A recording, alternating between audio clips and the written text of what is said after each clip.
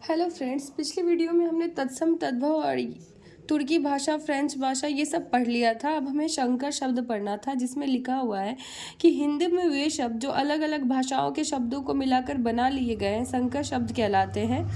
जैसे वर्षगांठ, वर्ष संस्कृत है, घाट हिंदी है। उसी तरह नेक्स्ट होगा उद्योगपति, इसमें उद्योग संस्कृत है, पति हिंदी है। रेल यात्री, रेल अंग्रेजी है, यात्री संस्कृत है। टिकट घर, इसमें टिकट अंग्रेजी है, घर हिंदी है। नेकी नियत, इसमें नेक फारसी है, नियत अरबी है। जांच करता, जांच फारसी है, करता हिंदी है। बेढंगा, बे फारसी है, ढंगा हिंदी है। बेआब, बे फारसी है, आब अरबी है। सजा प्राप्त में सजा फारसी, प्राप्त हिंदी। उड़न तस्तरी में उड़न हिंदी, तस्तरी फारसी। बेकायदा में बे फारसी, कायदा अरबी। बम वर्षा में बम अंग्रेजी, वर्षा हिंदी। दोस्तों, हमने पढ़ा था शब्द विचार के कुछ आधार थे। शब्द विचार को हमने कितने आधार पे बांटा था? तो शब्द विचार को हमने पहला आधार था उत्पत्ति के आधार पर, दूसरा रचना के आधार पर, तीसरा प्रयोग के आधार पर, चौथा अर्थ के आधार पर। दोस्तों, तो इस तरह हमने उत्पत्ति के आधार पे पढ़ लिया है। अब हम नेक्स्ट पढ़ेंगे रचना के आधार पे। तो आइए पढ़ते हैं।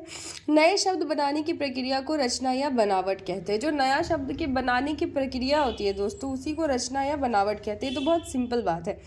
रचना प्रक्रिया के आधार पर शब्दों के 3 भेद किए गए, जबकि उत्पत्ति के आधार पर शब्दों के कितने भेद थे? तो शब्दों के 5 भेद थे। कौन कौन थे दोस्तों? तत्सम, तद्भव, देशज, विदेशज, संकर। टोटल 5 भेद। और रचना के आधार पे कितने हैं? 3 हैं। रूढ़ शब्द, यौगिक शब्द, योग रूढ़। रूढ़ शब्द का मतलब विशिष्ट अर्थ में प्रचलित शब्द। विशिष्ट इसका कुछ अर्थ में फेमस है ये रूढ़ शब्द। यौगिक शब्द, इसमें 2 शब्द मिलकर एक शब्द बनते हैं, यौगिक शब्द। योग रूढ़, 2 शब्द मिले लेकिन अर्थ तीसरा हो। दोस्तों, तो फिर से हम इसको पढ़ते हैं। रूढ़ शब्द का मतलब होता है विशिष्ट अर्थ में वो प्रचलित होगा। यौगिक का मतलब होता है 2 शब्द मिलकर बनते हैं। और योग रूढ़ का मतलब होता है 2 शब्द मिलते जरूर है लेकिन उसका अर्थ तीसरा होता है। अब पहला देखते हैं। रूढ़ शब्द वे शब्द जो किसी व्यक्ति, स्थान, प्राणी और वस्तु के लिए वर्षों से प्रयुक्त होने के कारण किसी विशिष्ट अर्थ में प्रचलित हो गए हैं, रूढ़ शब्द कहलाते हैं। वे शब्द जो किसी व्यक्ति, स्थान, प्राणी और वस्तु के लिए वर्षों से प्रयुक्त होने के कारण किसी विशेष अर्थ में प्रचलित हो गए, रूढ़ शब्द कहलाते हैं। इन शब्दों की अर्थ की एक ही इकाई होती है। इन शब्दों की निर्माण प्रक्रिया भी ज्ञात नहीं होती है तथा इनका कोई अर्थ भी नहीं होता है। जैसे दूध, गाय, रोटी, दीपक, पेड़, पत्थर, देवता, आकाश, मेंढक, स्त्री आदि। दोस्तों, ये कुछ विशिष्ट परिस्थितियों में इन सब का नाम पड़ गया जो प्रचलित है। अब यौगिक शब्द देखिए। वे शब्द जो 2 या 2 से अधिक शब्दों के योग से बने हैं, उन शब्दों में अपना पृथक अर्थ भी होता है किंतु मिलकर संयुक्त अर्थ का बोध कराते हैं, उन्हें यौगिक शब्द कहते हैं। जैसे विद्यालय, विद्या, धन, आलय। विद्या का भी दोस्तों अलग अर्थ होता है और आलय का मतलब होता है घर। विद्या का मतलब होता है ज्ञान, विद्यालय मतलब ज्ञान का घर। प्रेम सागर, प्रतिदिन, दूध वाला, राष्ट्रपति, महर्षि।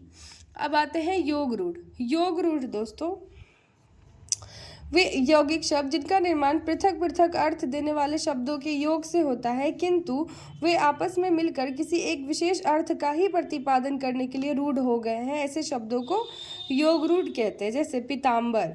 पीताम्बर शब्द पीत मतलब पीला प्लस अंबर मतलब वस्त्र के योग से बना है, जैसे जिसका शाब्दिक अर्थ बनता है पीला वस्त्र, किंतु अपने मूल अर्थ से इतर इस शब्द का अर्थ विष्णु रूढ़ है। इसी प्रकार दशानन, दशानन किसको बोलते हैं? रावण को। गजानन, जलज, लंबोदर, त्रिनेत्र, चतुर्भुज, घनश्याम, रजनीचर, मुरारी, चक्रधर, षडानन आदि शब्द योग रूढ़ है। जैसे ही तीसरा अर्थ आया मतलब योग रूढ़, जैसे ही वैसे ही शब्द आए जो बहुत वर्षों से फेमस है, जिसको हम बदल भी नहीं सकते। अब आप सोचिए, गाय का नाम आप क्या बदल के रखेंगे?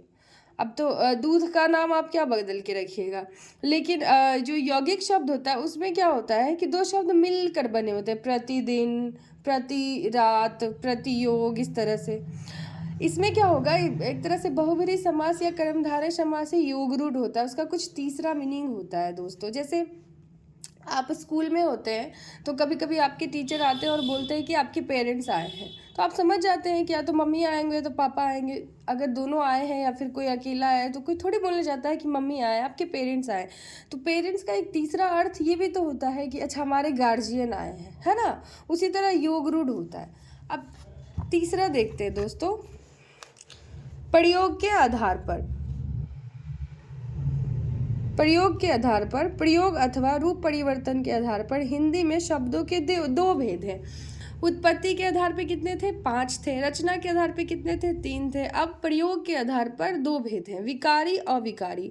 इस चैप्टर से बहुत सारे सवाल पूछे जाते हैं दोस्तों, तो इसको ध्यान से पढ़ना है। विकारी में संज्ञा सर्वनाम विशेषण क्रिया, अविकारी में अव्यय रूप परिवर्तित नहीं होता है। विकारी वे शब्द जिनका लिंग वचन पुरुष कारक एवं काल के अनुसार रूप परिवर्तित हो जाता है, विकारी शब्द कहलाते हैं। विकारी शब्द में समस्त संज्ञा सर्वनाम विशेषण तथा क्रिया शब्द आते हैं। इनका विस्तृत विवरण अलग अध्याय में किया जाएगा।